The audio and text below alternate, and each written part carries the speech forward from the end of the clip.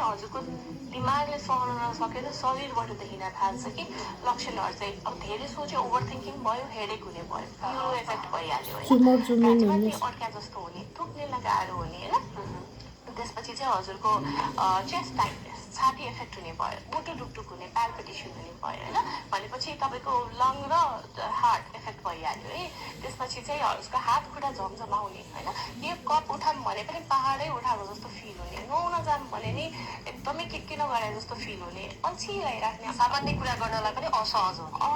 हुने early fatigue हुने छिटो थाकिहाल्ने होइन त्यसपछि अब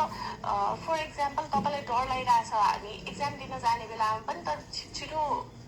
पिसाब हुने छिटो टोइलेट जानु मन लाग्ने सो त्यो युरिन र स्टुलको फ्रिक्वेन्सी पनि हाई हुन्छ कि कतिलाई डायरिया पनि हुन्छ है सो यो सबै भनेपछि ग्यास्ट्रो इफेक्ट भइहाल्यो है मान्छेले त ओहो मेरो पेट बिग्रियो भनेर ग्यास्ट्रोकोमा जान्छन् तर कतिजना आजकल चिनिरहेका छन् ग्यास्ट्रोएन्टरोलोजिस्टले पनि रिफर टु साइकाट्रिक भनेर भनिरहेको हुन्छ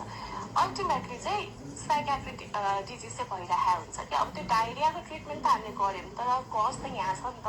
होइन सो यो ट्रिटमेन्ट नगरेसम्म त्यो रिकरेन्ट भइरहेको छ